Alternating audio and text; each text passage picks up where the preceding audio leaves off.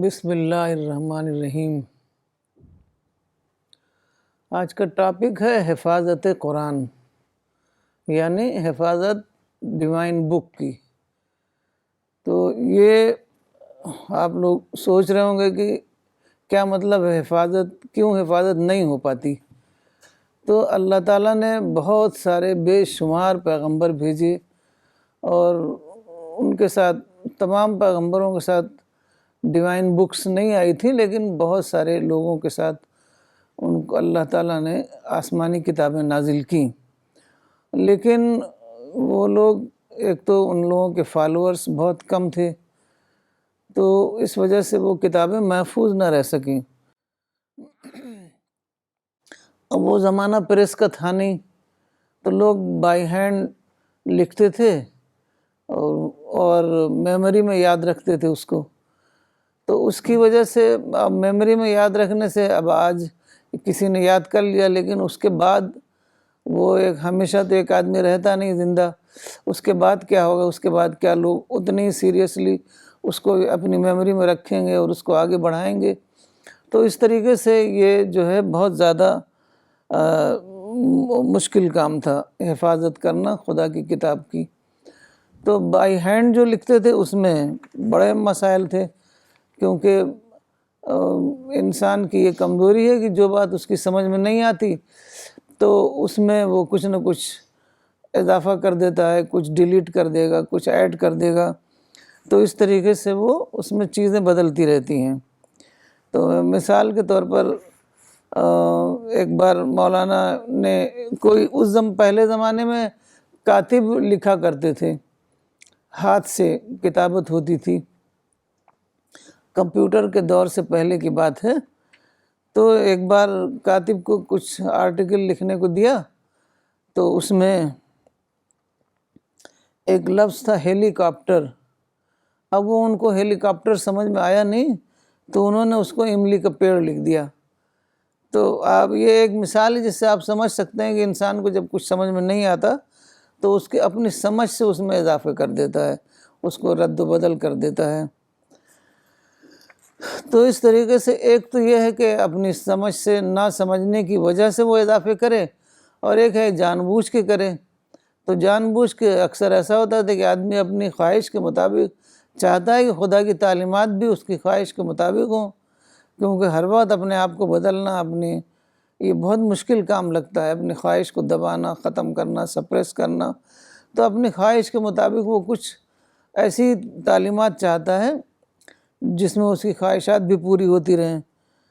تو اس میں انٹینشنلی بھی ہوتا ہے اور ان انٹینشنلی بھی ہوتا ہے۔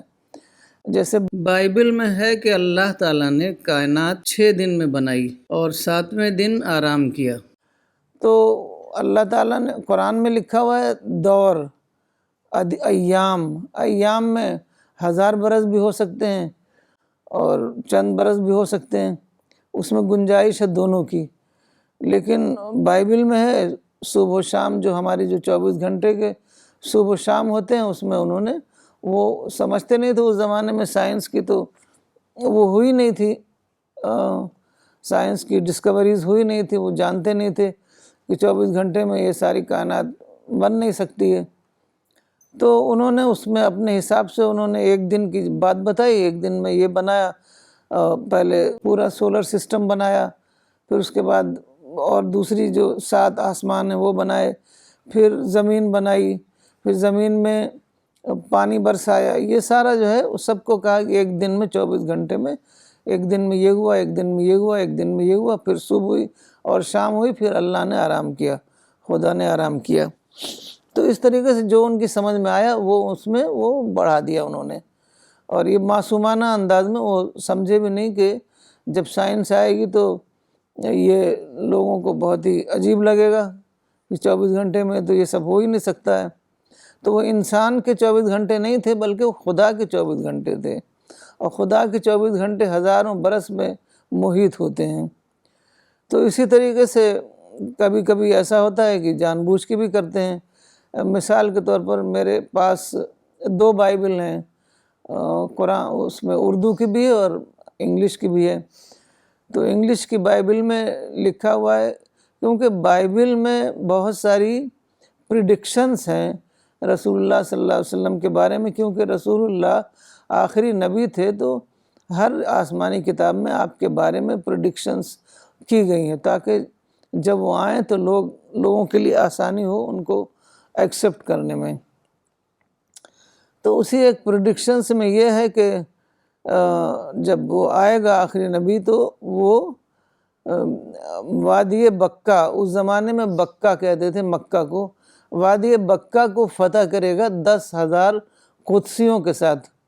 قدسیوں یعنی سینٹلی لوگ، نیک لوگ، تو مذہبی جو مطلب جن کے پاس مذہب ان کے اپنی اسپرٹ میں زندہ ہوگا تو ان کو کہتے ہیں سینٹلی لوگ۔ تو 10,000 قدسیوں کے ساتھ وادی بکہ کو فتح کرے گا۔ تو بائبل میں تو انگلش بائبل میں تو 10,000 ہے، لیکن وہ سمجھے نہیں ہوں گے کہ یہ پریڈکشن ہے آخری نبی کا، لیکن جب اردو میں بائبل کا ترجمہ ہوا تو اس میں ہے کہ ہزاروں قدسیوں کے ساتھ فتح کرے گا۔ وہ سمجھ گئے ہوں گے کہ یہ پریڈکشن ہے تو انہوں نے اس میں چینج کر دیا۔ تو اسی طریقے سے چینجز بہت زیادہ ہوتے رہے آسمانی کتابوں میں۔ اب جیسے حضرت موسیٰ علیہ السلام کو ایک معجزہ دیا گیا تھا کہ وہ جب اپنا ہاتھ ایسے یہاں کرتے تھے تو وہ چمکتا ہوا نکلتا تھا ہاتھ، تو وہ ایک معجزہ تھا کہ ہاتھ بغل میں کرتے تھے پھر نکلتا تھا تو چمکتا ہوا، شائننگ اس میں ہوتی تھی۔ تو وہ ان کو سمجھ میں آیا نہیں کہ بغل میں ہاتھ کرنے سے چمکے گا کیسے، وہ اللہ تعالیٰ تو کچھ بھی کر سکتا ہے۔ تو انہوں نے لکھ دیا کہ ہاتھ کوڑ سے سفید اور برف کی مانند۔ پھر انہوں نے سوچا وہ کوڑ سے تو چمکے گا نہیں، پھر انہوں نے لکھ دیا برف کی مانند سفید۔ تو اس طریقے سے یہ چند مثالیں ہیں جس سے آپ کو پتہ چلے گا کہ کس طریقے سے آسمانی کتابوں میں وہ ہوتی رہی تبدیلیاں، تو وہ کچھ کا کچھ بن گئی۔ بہت ساری چیزیں اس میں اوریجنل بھی ہیں جو اللہ تعالیٰ نے جو ریویل کی تھی، جو تعلیمات اوریجنل تعلیمات بھی ہیں۔ اور ایک بہت دلچسپ مثال حضرت موسیٰ علیہ السلام کی ہے، جب وہ تختی پر وہ 10 کمانڈمنٹس لے کر آئے کوہ طور سے، تو آگے دیکھا تو ان کے جو فالورز تھے وہ بت پرستی میں لگ گئے۔ مطلب وہ ان کے یہاں نا بنی اسرائیل میں اس وقت کاؤس کو ریور کیا جاتا تھا، تو وہ کاؤ پرستی میں لگ گئے۔ وہ ایک سامری تھا، اس نے ان کو بیوقوف بنا دیا۔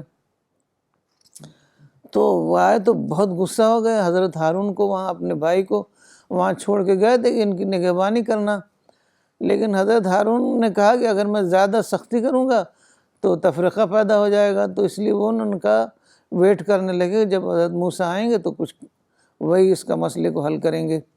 تو حضرت موسیٰ دیکھ کے غصہ ہو گئے، انہوں نے وہ تختی اٹھا کے پھینک دی، غصے میں پھینک دیا۔ تو آپ سوچئے کہ جو اللہ تعالیٰ نے ڈائریکٹ تختی میں ٹیچنگز دی تھی وہ بھی انہوں نے پھینک دیا۔ تو وہ زمانہ پریس کا نہیں تھا، یہ سب ہوتے تھے، کبھی میموری میں ہے تو اس میں غلطی ہو جاتی تھی ایک دوسرے سے۔ اب آپ ایک سے کوئی بات کہیں اور آپ کہیں کہ 50 لوگوں تک اس کو پہنچانا ہے، تو 50ویں آدمی تک وہ کچھ کا کچھ ہو جاتی ہے۔ اس کا تو باقاعدہ تجربہ کیا گیا ہے۔ تو میموری اور بائی ہینڈ اور اس طریقے کی، اب تختی تو ایسی رہی ہوگی کوئی چیز جو ٹوٹ سکتی ہے۔ تو پھر اللہ تعالیٰ نے، اب آپ لوگ سوچیں گے کہ اللہ تعالیٰ نے یہ حفاظت انسانوں کے ذمے کیوں کی گئی، کیونکہ اللہ کو تو پتہ تھا کہ انسان حفاظت نہیں کر پائے گا۔ تو اصل میں اس دنیا میں ہر چیز ٹیسٹ کے لیے ہے، تو یہ بھی ٹیسٹ ہے کہ انسان اللہ کی کتاب کی حفاظت کر پائے گا کہ نہیں کر پائے گا، اس کے لیے وہ کتنی کوشش کرے گا، اور اسی میں ریوارڈ ہے۔ یہ ساری چیزیں ریوارڈیبل ایکٹ ہیں، جتنا کام ہم کریں گے اللہ کے لیے وہ ہمارے لیے ایک ریوارڈ ہوگا۔ تو اس وجہ سے اللہ نے انسانوں کے ذمے یہ کیا تھا، لیکن ہزاروں پیغمبر بھیجنے کے باوجود بھی اللہ تعالیٰ کی کتاب محفوظ نہ ہو سکی۔ پھر اللہ نے یہ پلان بنایا کہ ایک آخری پیغمبر بھیج دیا جائے اور اس کی کتاب کو محفوظ کر دیا جائے آئندہ نسلوں کے لیے۔ تو یہ بات قرآن میں لکھی ہوئی ہے، اِنَّا نَحْنُ نَزَّلْنَا الذِّكْرَ وَإِنَّا لَهُ لَحَافِظُونَ، ہم ہی نے یہ ذکر اتارا ہے اور ہم ہی اس کی حفاظت کریں گے۔ تو یہ سورہ یہ چیپٹر 15 ورس 9۔ تو اللہ تعالیٰ نے متن کی، ٹیکسٹ کی حفاظت کا ذمہ لیا ہے، نہ کہ حاشیہ اور تفسیر کی۔ اصل میں پہلے زمانے میں جب کتابیں، جب پریس کا دور نہیں تھا، تو لوگ کیا کرتے تھے کہ کتابوں پر جو ان کے ایکسپلینیشنز ہوتے تھے وہ سائیڈ میں لکھتے تھے، اس کو حاشیہ بولتے ہیں۔ تو ایسی تفسیروں میں حاشیے لکھے ہوئے ہیں۔ اب حاشیوں میں وہ اپنی سمجھ سے وہ لکھتے رہتے ہیں، بہت ساری چیزیں قرآن کے مطابق ہوتی ہیں، بہت سی چیزیں قرآن کے مطابق نہیں ہوتی۔ تو اس طریقے سے اب جو بگاڑ آیا ہے وہ حاشیے اور تفسیر میں آیا ہے۔ قرآن کی متن کی 100% حفاظت ہو گئی ہے، وہ میں آگے اس کا ابھی ہم ڈیٹیل دیں گے۔ تو ایک مثال کے طور پر قرآن میں آیا ہے انی جاعل فی الارض خلیفہ، میں ایک خلیفہ بنانے والا ہوں۔ اب اس میں کہیں نہیں ہے کہ خلیفۃ اللہ اور خلیفتی، کہیں ہے نہیں، لیکن سارے مسلمان مانتے ہیں کہ انسان خدا کا خلیفہ ہے۔ تو انہوں نے متن میں، حاشیے میں، ایکسپلینیشنز میں، انٹرپریٹیشنز میں یہ سب بگاڑ کر رکھا ہے۔ تو اس طریقے سے انہوں نے خلیفہ کو خلیفۃ اللہ کر دیا، خلیفتی کر دیا، اپنا خلیفہ کر دیا، حالانکہ خلیفہ کے معنی سکسیسر ہوتا ہے۔ تو خدا کا سکسیسر کیسے کوئی ہو سکتا ہے؟ سکسیسر تو کسی مخلوق کا ہو سکتا ہے۔ تو بہرحال اس پر ہم نے پہلے بھی بتایا ہے ایک دوسرے پروگرام میں۔ تو اللہ تعالیٰ نے اس کاز اینڈ ایفیکٹ، اس اسباب کی دنیا میں کس طریقے سے یہ کام کیا ہے۔ تو سب سے پہلے، کیونکہ اللہ کوئی کام ڈائریکٹ نہیں کرتا، ایسا نہیں کہ ایک فرشتہ اتر جائے اور قرآن لے کے کھڑا رہے کہ ہم اس میں کچھ بدلنے نہیں دیں گے، ایسا ہوتا نہیں، کیونکہ اسباب کی دنیا ہے، یہاں امتحان ہمارا ہو رہا ہے۔ تو اللہ تعالیٰ نے سب سے پہلے ایک پوری قوم کھڑی کی، جو حضرت ہاجرہ کو جو وہاں صحرا میں بسایا، تو وہ اسی لیے کہ ایک نئی قوم، ایک صحرائی ماحول میں، فطرت کے ماحول میں ایک نئی قوم پیدا ہو، اور اس کے اندر وہ تمام المروہ یعنی مینلینس کی تمام صلاحیتیں ہوں۔ کیونکہ جو لوگ شہروں میں رہتے تھے وہ تو شہروں کے جو کرپٹ سویلائزیشن تھی اس کے اثر سے وہ پورے متاثر ہو جاتے تھے، اور وہی ان کی کنڈیشننگ ہو جاتی تھی۔ وہ ہر چیز کو ریور کرتے تھے اس زمانے میں، ہر چیز جو بڑی نظر آئی اسی کی پرستش ہونے لگ جاتی تھی۔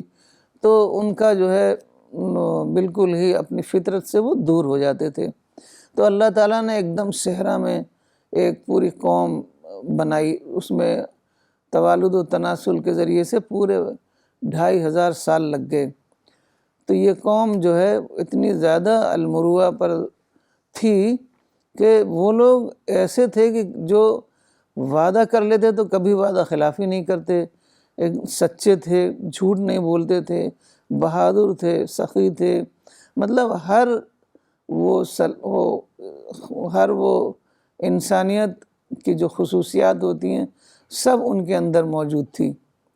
تو اس طریقے سے جب انہوں نے رسول اللہ پر ایمان لائے تو وہ پھر پیچھے نہیں ہٹے۔ ایک جنگ حنین میں ان کے اوپر تیر برس رہے تھے، وقتی طور پر وہ گھبرا گئے، بھاگے، لیکن پھر حضرت عباس نے ان کو بلایا کہ تم کہاں جا رہے ہو؟ تم نے فلاں پیڑ کے، اکاشیا ببول کا پیڑ شاید ہوتا ہے، فلاں پیڑ کے نیچے تم نے بیعت لی تھی، تم کہاں بھاگ کے جا رہے ہو؟ فوراً سارے واپس آ گئے، اور اس تیر کی بوچھار میں انہوں نے رسول اللہ کا ساتھ دیا۔ تو یہ لوگ تھے، ان لوگوں نے حفاظت کی قرآن کی۔ آج جو قرآن ہمارے پاس محفوظ ہے وہ ان کی قربانیوں کی وجہ سے ہے۔ تو اللہ تعالیٰ نے پوری سپورٹ کیا ان لوگوں کو، اور اس کے بعد ان کو اللہ تعالیٰ نے سیاسی اقتدار دے دیا، 1000 برس تک سیاسی اقتدار۔ تو جب تک کہ پریس کا دور نہیں آیا تھا تب تک ان کو سیاسی اقتدار ملا رہا، پوری آباد دنیا میں تقریباً انہوں نے ڈائریکٹلی یا انڈائریکٹلی وہ غالب رہے۔ انہوں نے جو قرآن کلچر ساری دنیا میں پھیلا دیا۔ اصل میں قرآن کلچر کا کیا مطلب تھا؟ توحید کلچر، ایک خدا کا کلچر، اور اسی پر تمام جو ترقیاں ہیں آج جو ہم دیکھ رہے ہیں وہ اسی پر ہے، کیونکہ جب انسان ہر چیز کی پرستش کرتا تھا تو کوئی ترقی ہو ہی نہیں سکتی تھی۔ پرستش کرتے ہوئے کیسے انسان اس کی انویسٹیگیشن کرے گا؟ تو جب انسان نے یہ مانا کہ صرف ایک خدا ہے، پھر وہ سارے دروازے کھل گئے تمام ترقی کے، ریسرچ کے، انویسٹیگیشن کے۔ تو اللہ تعالیٰ چاہتا تھا کہ یہ اس دنیا میں انسان کو پورا موقع ملے ڈسکوریز کرنے کا۔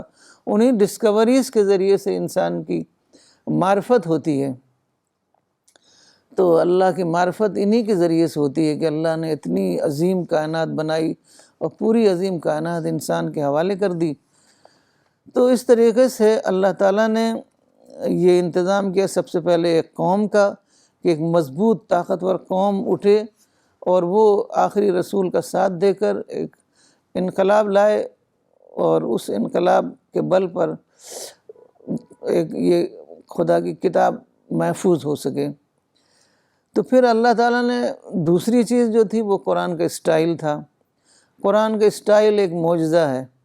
قرآن میں چیلنج کیا گیا کہ تم ایک ورس بھی ایسی بنا کر لے آؤ، آج تک کوئی ایک ورس نہیں بنا سکا۔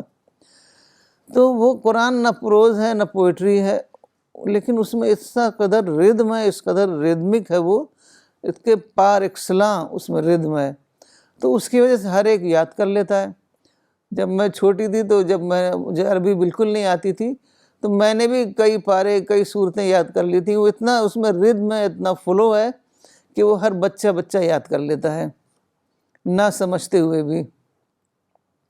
تو اس طریقے سے رسول اللہ صلی اللہ علیہ وسلم کے زمانے میں 1,00,000 لوگ تھے جن کو قرآن یاد تھا، کسی کو پورا، کسی کو کم صورتیں یاد تھیں، لیکن تمام لوگ جیسے اترتا تھا قرآن ویسے اس کو یاد کر لیتے تھے۔ سب سے پہلے تو رسول اللہ صلی اللہ علیہ وسلم کے پاس جب قرآن اترتا تو وہ اس کو یاد کر لیتے۔ پھر اس کے بعد خالی یاد سے نہیں تھا، مزید اہتمام یہ تھا کہ کوئی نہ کوئی کاتب وہاں رہتا تھا۔ دیکھیے اس زمانے میں بہت کم لوگ پڑھے لکھے ہوتے تھے، لیکن مکہ میں لوگ تھے پڑھے لکھے لوگ، کیونکہ وہ لوگ دور دور جاتے تھے بزنس کے لیے، تو وہ بزنس کے ٹرانزیکشن کو لکھنا پڑتا تھا، تو وہ لوگوں کافی لوگ اس میں سے پڑھے لکھے تھے۔ تو جو لوگ مسلمان ہو گئے تھے تو ان میں سے ایک تعداد ہمیشہ رسول اللہ صلی اللہ علیہ وسلم کے ساتھ رہتی تھی۔ اس میں ایک حنظلہ تھے ابن ربی، تو وہ انچارج تھے، ہمیشہ آپ کے ساتھ رہتے تھے۔ تو جیسے ہی کوئی آیت اترتی ویسے ہی آپ اس کو کسی نہ کسی صحابی کو جو لکھنا جانتا تھا، ان کو کاتب کہتے تھے، تو ان سے آپ لکھواتے تھے، پھر لکھوا کے اس کا کریکشن کرتے تھے، پڑھوا کے سنتے تھے، اس کے بعد اس کو اشاعت عام کی اجازت دی جاتی تھی۔ تو سب سے پہلے سینے میں محفوظ ہوا، پھر تحریر میں محفوظ ہوا۔ قرآن 610 میں اترا تھا اور 623 تک، 23 سال تک اترتا رہا۔ تو اس دوران یہ کام ہوتا رہا۔ تو اس کو کہتے ہیں ڈبل چیکنگ سسٹم، ایک تو ہماری میموری میں ہے اور ایک تحریر میں ہے۔ تو میموری سے تحریر اور تحریر سے میموری دونوں کو چیک کر سکتے تھے۔ تو اس طریقے سے وہ ایک دم فلالیس ہوتی تھی وہ رائٹنگ جو تھی، وہ کیونکہ ساری چیکڈ ہوتی تھی۔ تو رسول اللہ صلی اللہ علیہ وسلم کے پاس 42 کاتب تھے، تو وقتاً فوقتاً ان میں سے کچھ نہ کچھ لوگ آپ کے پاس حاضر رہتے تھے۔ تو لیکن جو بات تھی وہ یہ کہ قرآن کے اجزاء الگ الگ لکھے ہوئے تھے۔ صورتیں جب پوری صورت ہو جاتی، کیونکہ قرآن اکٹھے نہیں اترتا تھا، شاید سورہ یوسف اور کچھ چھوٹی آیتیں اکٹھے اتری ہیں، لیکن باقی قرآن پورشن میں اترتا تھا، اس وقت کے جو ضرورت ہوتی تھی اس کے مطابق اترتا تھا۔ تو قرآن کے اجزاء وہ لوگ لکھ لیتے تھے اور یاد بھی کر لیتے تھے، اور صورتیں لکھی ہوئی تھیں، لیکن وہ مجلد شکل میں نہیں تھی، اس کا والیوم نہیں بنا تھا۔ تو مکمل قرآن جو لکھا ہوا تھا وہ بھی الگ الگ، جیسے آج ہم پارے ہوتے ہیں نا، پارے کی شکل میں الگ الگ قرآن لکھا ہوا تھا، اس کو اس زمانے میں صحیفہ بولتے تھے۔ تو مکمل قرآن بھی کئی لوگوں نے لکھا ہوا، تو کچھ لوگ کہتے ہیں 4 لوگوں نے، کچھ لوگوں نے کہا 5 لوگ، اس میں سے ابو دردہ تھے، معاذ ابن جبل تھے، زید ابن ثابت تھے اور ابو زید، تو ان لوگوں کے پاس پورا قرآن لکھا ہوا تھا۔ تو اس زمانے میں قرآن کس چیز پر لکھا جاتا تھا؟ کیا کتاب، وہ بہت ہی کم ہوتا تھا۔ چین میں کاغذ بن گیا تھا لیکن بہت ہی ایزیلی وہ دستیاب نہیں تھے۔ تو اس زمانے میں جو کتابت کا سامان تھا وہ ایک تھا رقاع، جس کو چمڑا کہتے تھے، چمڑے کو دھوپ میں سکھا کے اس کو ٹریٹ کر کے اس کو کاغذ کی طرح بناتے تھے۔ تو ایک وہ ہوتا تھا، ایک لخاف ہوتا تھا، وہ پتھر کی سلیٹ، پتلی پتھر سمجھ لیجئے، اور ایک کتف ہوتا تھا، اونٹ کے مونڈھوں کی ہڈی، چوڑی ہڈی ہوتی تھی، اس پر بھی لکھتے تھے، اور ایک اسیب ہوتا تھا، وہ کھجور کی شاخ کا اوپر کا حصہ، تو وہ اس پر وہ سفید سفید ہوتی، اس پر لکھتے تھے۔ تو جب سورج مکمل ہو جاتی، ایسے تو تھوڑی اتری تو انہوں نے کسی بھی چیز پر لکھ لیا جو بھی اویلیبل تھی، لیکن سورت مکمل ہونے پر وہ رقاع یعنی وہ چمڑے پر لکھتے تھے۔ تو اب تیسرا مرحلہ تو ہے جمع کا یعنی کلیکشن کا۔ تو تیسرے مرحلے میں یہ 4 لوگوں کے پاس جو مکمل قرآن تھے، تو یہ تو تھے لیکن وہ نجی مجموعہ یعنی جس کو کہتے ہیں پرسنل کاپی تھی۔ تو پرسنل کاپی کی وہ امپورٹنس نہیں ہوتی جو ایک آفیشیل کاپی ہے، اسٹینڈرڈ ایڈیشن کی ہوتی ہے۔ تو یہ تھا کام، سب چل رہا تھا، سب لوگ یاد کر رہے تھے، لیکن ایک واقعہ ایسا ہوا حضرت ابوبکر کی خلافت کے زمانے میں، جنگ یمامہ۔ تو کچھ لوگ نکلے جنہوں نے جھوٹی نبوت کا دعویٰ کیا، تو اور بھی کئی مسائل ایسے تھے۔ کچھ لوگوں نے کہا ہم جہاد نہیں کریں گے، کچھ لوگوں نے کہا ہم زکوٰۃ نہیں دیں گے، تو ان لوگوں سے جنگ ہوئی۔ تو اس جنگ میں بہت بڑی ریبیلین تھی۔ انہوں نے سوچا کہ اب جو پیغمبر تھا جس کے لیے خدا کی مدد آتی تھی وہ تو چلا گیا، اب ہم کچھ بھی کر سکتے ہیں، تو انہوں نے ریبیل کر دیا وہ لوگ سب۔ تو پھر اس جنگ میں، جنگ یمامہ میں 70 حفاظ جنہوں نے قرآن پورا کا پورا یاد کیا ہوا تھا، اور 700 صحابہ شہید ہو گئے۔ اس میں ایک خاص صحابی تھے سالم، تو وہ رسول اللہ صلی اللہ علیہ وسلم نے کچھ صحابی کو باقاعدہ اجازت دی تھی قرآن کو پڑھانے کی۔ انہوں نے بہت اچھے طریقے سے قرآن رسول اللہ سے سمجھا تھا، یاد کیا تھا۔ تو ان میں سے مجاز جو تھے حافظ، اس میں ایک سالم تھے۔ تو جب سالم کی وفات ہوئی، شہید ہوئے، تو حضرت عمر کو بہت سخت شاک ہوا۔ انہوں نے کہا ایسے اگر ہوتا رہا تو قرآن، ذہاب قرآن یعنی قرآن ہی چلا جائے گا دنیا سے، تو اس کا مسئلہ پیدا ہو جائے گا۔ تو وہ آئے حضرت ابوبکر کے پاس اور انہوں نے کہا کہ بھئی قرآن کو محفوظ کرنے کے لیے فوراً کچھ ایکشن لینا ہوگا، ورنہ تو اس طریقے سے خطرہ پیدا ہو جائے گا قرآن کی حفاظت کا۔ تو انہوں نے ان کے مشورے سے حضرت ابوبکر نے ایک پوری ٹیم بیٹھائی مسجد نبوی میں حضرت زید ابن ثابت کی سرکردگی میں، اور انہوں نے تمام قرآن جو اس وقت لوگوں کے پاس تھے سارا قرآن مسجد نبوی میں جمع کیا، اور پھر ان سارے قرآن کو جو ریٹن قرآن تھا اس کو جو میموری میں قرآن تھا اس سے چیکنگ ہوئی، جس کو ڈبل چیکنگ بولا ہے۔ ایک فرینچ رائٹر نے، اورینٹلسٹ نے کہا اس کو ڈبل چیکنگ سسٹم۔ تو اس طریقے سے ڈبل چیکنگ ہوئی اور بہت ہی زبردست طریقے سے اہتمام کے ساتھ اس پر کام کیا گیا، کیونکہ حضرت زید ابن ثابت وہ تھے جنہوں ہر وقت رسول اللہ کی صحبت میں رہتے تھے۔ تو پھر ایک سائز کا کاغذ جس کو وہ چوکور تھا، تو اسی لیے اس قرآن کو جو تیار کیا گیا اور اس کو ایک والوم میں بنا دیا گیا، تو اس کو ربعہ کہتے تھے، وہ چوکور تھا۔ وہ آپ موبائل میں اس کی امیج آپ دیکھ سکتے ہیں، جو حضرت عثمان نے جو مصحف بنایا تھا تو اس کی امیج ہے موبائل میں۔ تو پھر اس وقتی طور پر یہ سارا مسئلہ حل ہو گیا، قرآن ایک جلد کی صورت میں محفوظ ہو گیا۔ لیکن دوسرا مسئلہ یہ تھا کہ قرأت کا فرق اور کتابت کا فرق، کیونکہ اس زمانے میں ایک تو سب سے پہلے تو خود عربوں میں کئی لہجے الگ الگ تھے، قبائل الگ الگ تھے، اور بعد میں جب کہ اسلام بہت پھیل گیا، بہت کنورٹس آ گئے، ان کی اپنی زبان مادری نہیں تھی، ان کا لہجہ الگ الگ تھا، تو اس کی وجہ سے لوگ الگ الگ طریقے سے پڑھنے لگے۔ تو پڑھنے میں تو یہ تھا کہ پڑھیں گے تو کوئی بات نہیں، وہ سمجھ لیں گے وہی جو ہے اس کے معنی، لیکن اگر وہی الگ الگ اس کو لکھ دیا جائے الگ الگ قرأت کے ساتھ، الگ الگ ہجے کے ساتھ، تو وہ کچھ کا کچھ معنی بن جاتا۔ جیسے عرب ہیں وہ ایچ نہیں بولتے، حتیٰ کو اتا بولتے تھے، عرب جی نہیں بولتے، جیسے اندرا گاندھی ہے تو اندرا گاندھی بولیں گے۔ تو اور وہ لوگ جو ہیں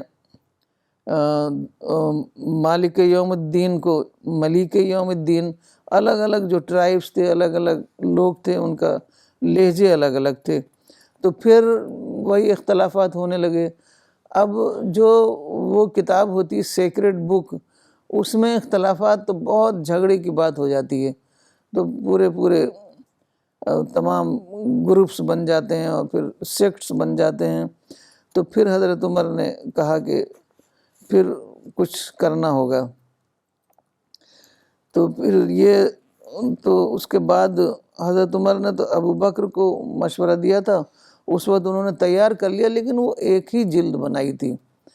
تو لوگ یہ سمجھتے ہیں کہ قرآن بہت بعد میں کلیکٹ ہوا، ایسا نہیں تھا۔ قرآن رسول اللہ صلی اللہ علیہ وسلم کے زمانے میں، جیسے کہ مولانا نے عظمت قرآن میں بہت ڈیٹیل میں لکھا ہے، تو رسول اللہ صلی اللہ علیہ وسلم کے زمانے ہی میں پورا قرآن محفوظ ہو گیا تھا، بس یہ سمجھ لیجئے کہ پاروں پاروں کی شکل میں تھا، ایک جلد میں نہیں تھا۔ تو حضرت ابوبکر کے زمانے میں وہ جلد کی شکل میں محفوظ ہو گیا۔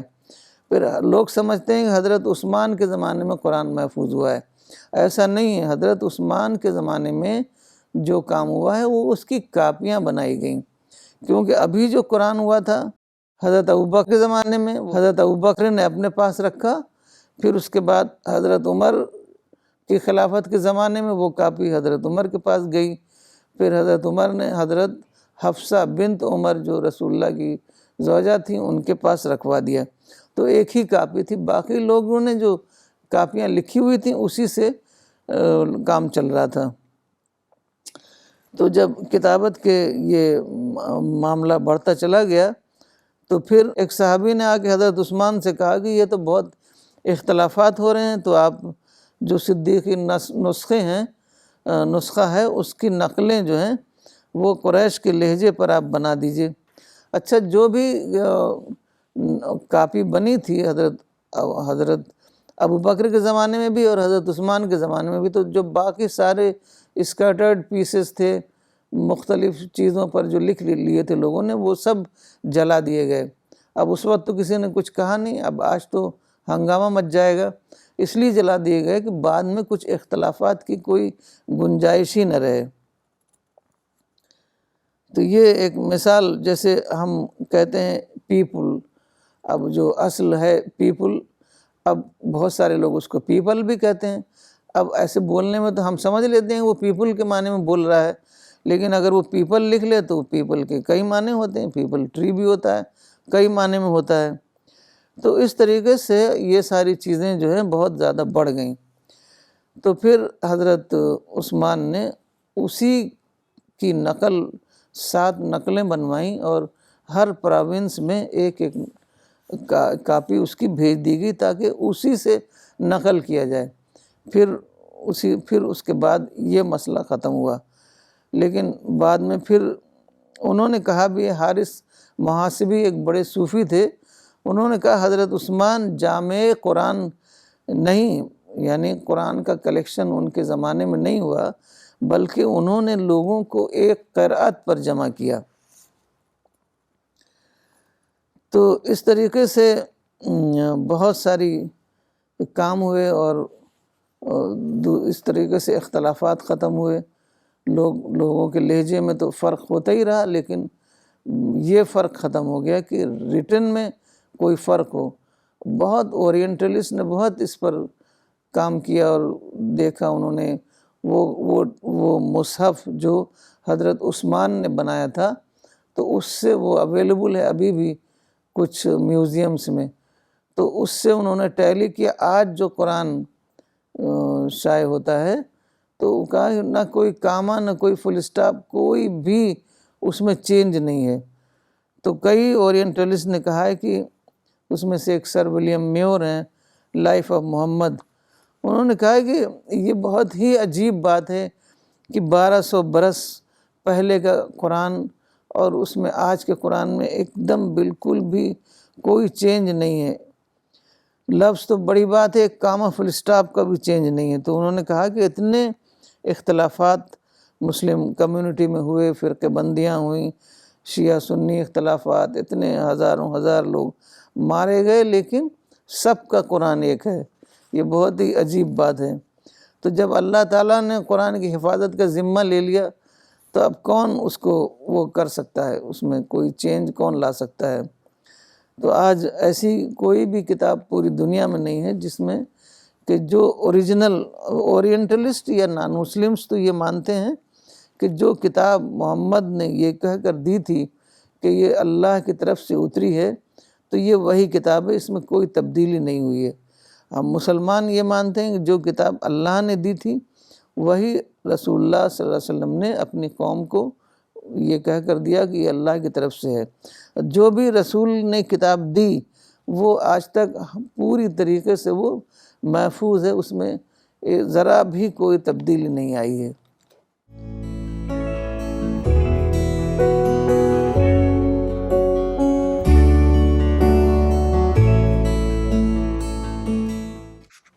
Jazakallah Appa. So we will now take some comments and questions. I request everyone to also mention their location when they post their questions and comments. آپا یہ کامنٹ بھیجا ہے پروفیسر نجمہ صدیقی نے گڑگاؤں سے. انہوں نے لکھا ہے great and very meaningful explanation of the process of preservation of Quran. جزاک اللہ. عرفان خان صاحب نے حیدرآباد سے لکھا ہے ویری ویلیوبل انفارمیشن. جزاک اللہ. آپا کچھ سوال لینا چاہوں گا. یہ سوال میرٹھ سے آیا ہے، مس زیبا نے کیا ہے اور انہوں نے پوچھا ہے why did God take responsibility for the preservation of the Quran while other books of revelations were left to be preserved by its followers. What is the reason behind it? اصل میں اللہ تعالیٰ چاہتے ہیں ایک تو ٹیسٹ کا پردہ باقی رہے، دوسری یہ کہ انسان کو اس کا ریوارڈ ملے. جب انسان اس کی حفاظت کرتا تو اس کو اس کا ریوارڈ بہت بڑا ریوارڈ ملتا. تو اللہ تعالیٰ چاہتے ہیں کہ انسان کو ہر موقع دیا جائے اس کو ایک ریوارڈیبل ایکٹ بنانے کے لیے. تو اللہ نے پوری کوشش کی، ہزاروں پیغمبر بھیجے، لیکن انسان جو ہے وہ پرزرو نہیں کر سکا. تو پھر اللہ نے سوچا کہ ایک آخری پیغمبر بھیج دیا جائے. کیونکہ دیکھیے جب پیغمبر آتا تھا اور پیغمبر کی بات لوگ نہیں مانتے تھے، اس کو ہیوملیٹ کرتے تھے، اس کو ریجیکٹ کرتے تھے، اس کو پھانسی پہ چڑھاتے تھے، تو اللہ تعالیٰ کا غضب بھڑکتا تھا اور عذاب آتا تھا. اس کی وجہ سے کیا ہوتا تھا کہ جو سویلائزیشن بننی تھی یہاں پر وہ مسلسل اس کا خاتمہ ہو جاتا. ایک قوم ہوتی ہے، محنت کرتی ہے، 100 برس کے بعد کچھ ترقی اور ڈیولپمنٹ کے کام ہوتے ہیں، پھر عذاب آتا تھا، ختم ہو جاتا تھا. تو اللہ تعالیٰ نے چاہا کہ ایک سویلائزیشن بنے، کیونکہ تمام جو چیزیں اللہ نے اس دنیا میں رکھی ہیں اس کی ڈسکوریز کرنے سے، اس کو استعمال کرنے سے ہم کو خدا کی معرفت ہوتی ہے. تو معرفت کا موقع ہی نہیں مل رہا تھا کیونکہ کچھ کام ہو ہی نہیں رہا تھا. تو اللہ تعالیٰ نے یہ پلان بنایا کہ ایک آخری پیغمبر بھیج دیا جائے اور اس کی کتاب محفوظ کر دیا جائے تاکہ یہ جو تھا عذاب آنے والا سلسلہ ختم ہو جائے. اس کے بعد سے دیکھیے کوئی ایسا عذاب نہیں آئے جس سے تمام لوگ ڈسٹرائے ہو جائیں, پوری سویلائزیشن ڈسٹرائے ہو جائے, جیسے حضرت نوح کے زمانے میں ہوا, فلڈ سے پوری دنیا جو آباد دنیا تھی وہ ڈسٹرائے ہو گئی. تو یہ اللہ تعالیٰ کی رحمت تھی. اللہ نے دیکھا کہ جب انسان یہ کام نہیں کر سکے گا تو اللہ تعالیٰ نے حفاظت اپنے ذمے لے لی, اور اس کے بعد انسان کو موقع مل گیا. بہت بار انسان اس پر خدا کے راستے پر نہیں چلتا ہے, اب وہ متن میں کچھ نہیں کر سکا تو تفسیر میں کرنے لگا, لیکن پھر بھی اللہ تعالیٰ نے مہلت دی ہوئی ہے. اب آخری بار اللہ تعالیٰ قیامت ہی میں پکڑیں گے انسان کو, دنیا میں اس کو مہلت ملی ہوئی ہے کہ وہ خدا کی کتاب پر چلتا ہے یا نہیں چلتا ہے, وہ ایک اس کو اجازت ملی ہوئی ہے. تو اسی لیے اللہ تعالیٰ نے اس کی حفاظت اپنے ذمے لے لی.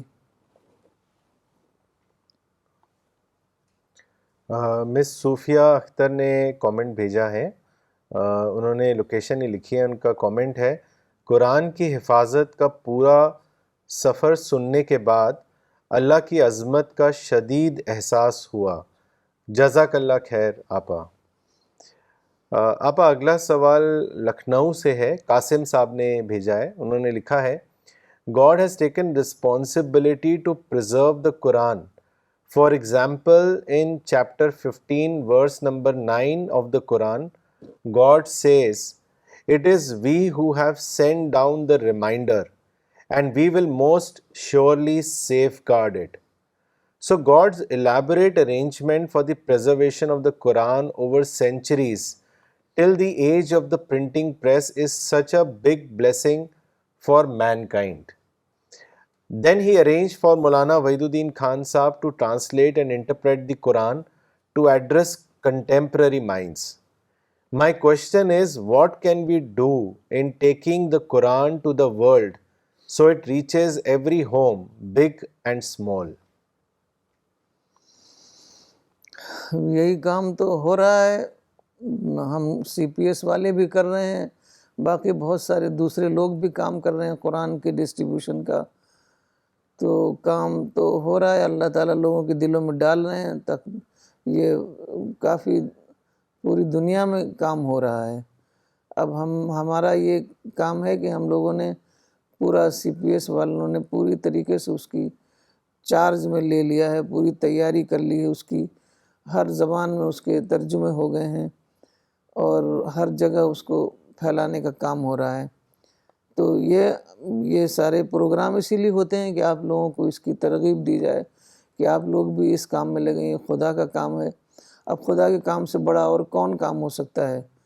تو یہ کام یہ کام ایسا ہے کہ اس میں دنیا کی بھی برکتیں آپ کو حاصل ہوں گی اور آخرت کی بھی جنت انشاءاللہ تعالی حاصل ہوگی. تو یہ کام میں سب کو لگنا ہے, سبھی کو لگنا ہے. یہ کام دیکھیے بہت ہی جائگنٹک پروپورشنز کا کام ہے, یہ ایک آدمی کے بس کا نہیں ہے. تو یہ اس میں سارے لوگوں کو لگنا ہے اور ان کے اپنے فائدے کے لیے ہے. دنیا کا بھی فائدہ ہے اور آخرت کا بھی فائدہ ہے. خدا کی خوشنودی کو حاصل کرنے کے لیے یہ کام آپ کو کرنا ہے, کیونکہ دیکھیے اللہ تعالیٰ چاہتا ہے کہ پورے طریقے سے انسان باخبر ہو جائے کہ آخرت میں اس کے ساتھ کیا ہونے والا ہے, وہ اکاؤنٹیبل ہے اپنے اعمال کے لیے. تو یہ اس کی باخبری کو توڑ دینا یہ اللہ چاہتا ہے, لیکن اللہ اپنے فرشتوں کو نہیں بھیجے گا کہ اس سے یہ اسباب کا پردہ ختم ہو جائے گا. تو اس لیے یہ اللہ کا کام ہے جو ہم لوگ کر رہے ہیں, اسی لیے اللہ پوری مدد دے رہا ہے. آدمی تھوڑا سا کام کرتا ہے اور اللہ کی مدد سے وہ کام بہت زیادہ ہو جاتا ہے. اور ہر طرح کی فیسلٹیز, یہ ساری جو یہ کمیونیکیشن کی جو فیسلٹیز ہیں, یہ سب اللہ تعالیٰ نے اسی کام کے لیے بنائی ہیں.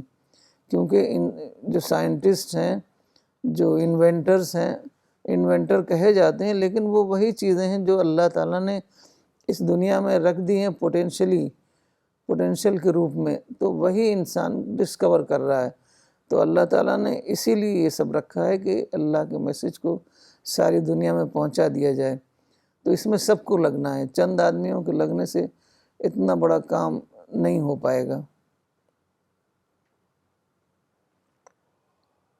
آپ اگلا سوال بنگلور سے زبیر صاحب نے بھیجا ہے. انہوں نے آپ سے پوچھا ہے کہ how to find out which Quran translation is better to read and to follow. What is your advice?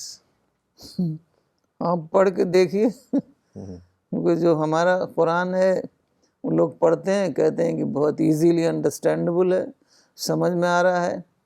ایک بار ایک ربائی کو دیا، وہ پڑھ کے حیران ہو گیا، کہنے لگا آئی کین انڈرسٹینڈ دا قرآن. تو آپ خود پڑھ کے دیکھیے کہ آپ کو سمجھ میں آ رہا ہے تو اچھا ہے. جو قرآن سمجھ میں آ جائے آپ وہی پڑھیے. ہم یہ تھوڑی کہیں گے کہ آپ کو ہمارا ہی قرآن پڑھنا ہے. آپ اس کو 2-4 قرآن ملا کے ٹیلی کر کے دیکھ لیجیے. خوشونت سنگھ نے دیکھا تھا، اس کے پاس کئی ٹرانسلیشنز تھے، تو اس نے دیکھا سب ملا کے، اس نے کہا کہ یہ قرآن تو سب ترجموں سے زیادہ اچھا ہے، تو وہی آپ بھی کریے. خوشونت سنگھ نے کہا تھا کہ اس قرآن کو نہ صرف نان مسلم بلکہ مسلمانوں کو بھی یہی ٹرانسلیشن پڑھنا چاہیے. تو آپ بھی یہی کریے، آپ ملا کے دیکھیے، جو آپ کو ٹھیک لگے وہ اس کو آپ پڑھیے. مس شبینہ علی نے کلکتہ سے ایک کامنٹ بھیجا ہے. انہوں نے لکھا ہے very informative, meaningful and insightful explanation regarding the preservation of the Quran. We are blessed to be part of the CPS team. اب اگلا سوال گوالیئر سے سراج الدین صاحب نے بھیجا ہے، اور انہوں نے آپ سے پوچھا ہے کہ how can we apply Quran in our daily life. اس کے بارے میں بتائیں. دیکھیے، اس کو میں یہی بتاؤں گی کہ حضرت عمر کا وہ قول یاد رکھیے کہ وہ کہتے تھے کہ ہم صرف 10 ورسز پڑھتے تھے، اس کو سمجھتے تھے، اس کو یاد کرتے تھے، اور اس کے بعد ہم اس کو اپنی زندگی پر اپلائی کرتے تھے. تو یہی آپ بھی کریے. ہم لوگ تو کیا کرتے ہیں کہ کئی پارے اکٹھے پڑھ جاتے ہیں، سمجھتے ہیں نہیں اس کو، تو اسی وجہ سے قرآن کو ہم اپلائی نہیں کر رہے ہیں. آپ قرآن اتنی سادہ زبان میں ہے، ایسا لگتا ہے کہ قرآن ہمارے ہی لیے اترا ہی ہے. تو آپ اس کو قرآن کو پڑھیے، قرآن کو ترجمے کے ساتھ پڑھیے جس کو عربی نہیں آتی ہے، اور اس کی تفسیر دیکھیے. مولانا کی تفسیر تذکیر القرآن ہے، بہت آسان، 1 جلد میں ہے وہ، تو وہ پڑھیے، اور اس کے بعد آپ کو خود ہی سمجھ میں آ جائے گا کہ آپ کو کیا کرنا ہے. یہ تو خود ہی سمجھ میں آ جائے گا. قرآن للذکر فہل من مدکر، بہت ہی آسان ہے قرآن کو سمجھنا. اللہ تعالیٰ نے کہا کہ ہم نے اس ذکر کو تمہارے لیے آسان کر دیا. تو یہ تو اللہ ہی نے آسان کر دیا ہے، اب آپ کو تو صرف سمجھنا ہے اور اس کو اپنے اوپر اپلائی کرنا ہے. جی. تنویر احمد صاحب نے احمد آباد سے سوال کیا ہے. انہوں نے لکھا ہے there were miracles given to previous prophets like Jesus. Prophet Jesus had miracles of healing the people and giving them life. Similarly, Moses performed many miracles, but no such miracle was given to Prophet Muhammad. Why was this difference according to you? اصل میں زمانے کے لحاظ سے miracle دیا جاتا تھا. جیسے حضرت موسیٰ کو اس کا معجزہ دیا گیا میجک کا، تو اس زمانے میں لوگ میجک کو بہت بڑی چیز سمجھتے تھے، تو اس لیے وہ سپورٹ کے طور پر ہوتا تھا کہ لوگ سمجھیں گے کہ ان کو یہ اتنا بڑا میجک آتا ہے، تو جو یہ کہہ رہے ہیں وہ سچے ہوں گے، اس لیے سپورٹ کے طور پر آتا تھا.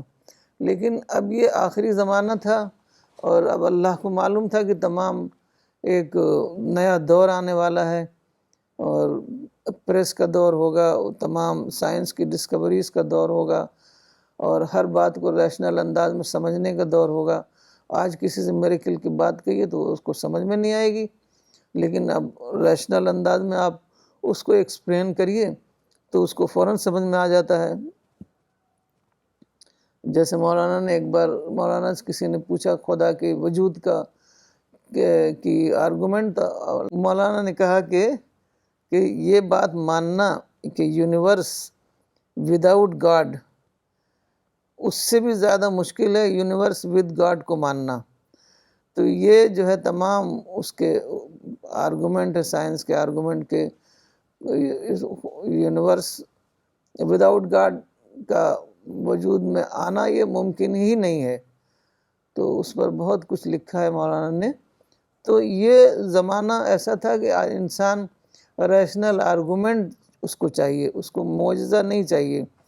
اور دوسرے یہ کہ قرآن خود معجزہ تھا, اس طرح کے معجزہ نہیں دیا گیا, کیونکہ اس طرح کا معجزہ تو پرافٹ کے ساتھ ہی ختم ہو جاتا ہے. لیکن قرآن تو خود ہی معجزہ تھا, ایک ایسا قرآن کہ ہم ایک ورس بھی نہ لکھ سکیں. ویسی ایک بہت بڑا ایک شاعر تھا جس کو کہا گیا تھا کہ اس نے کہا تھا کہ ہم ایسے ہی قرآن ہم تیار کر دیں گے. کہا کہ اس کو ایک کمرے میں 6 مہینے کے لیے رکھا گیا. اس کی تمام, بہت بڑا شاعر تھا, اس کی تمام ضرورتوں کے سامان وہاں رکھ دیے گئے کہ تم قرآن تیار کرو.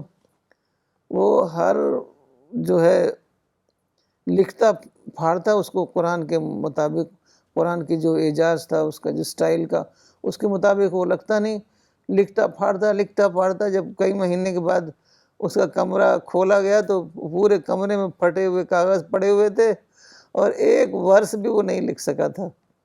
تو ایک ایسا قرآن جو کہ ہم ایک ورس بھی نہیں لکھ سکے, وہ تو خود ہی معجزہ ہے. تو اس کا جو ردم ہے اور دوسرے یہ کہ اس میں کوئی کانٹرڈکشن نہیں.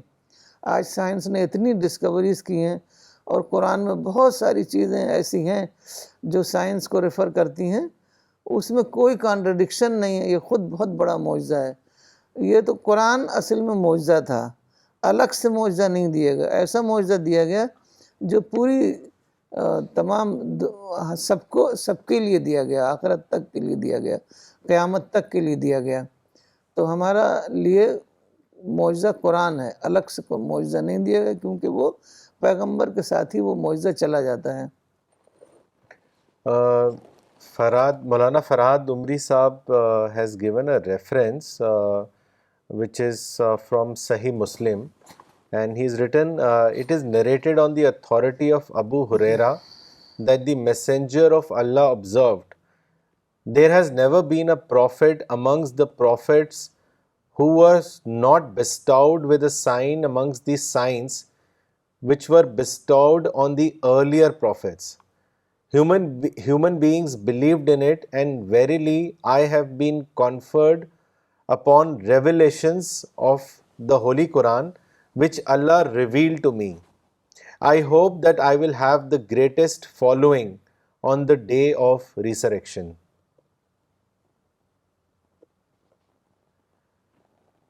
Okay, so with this we will end today's session. Thank you.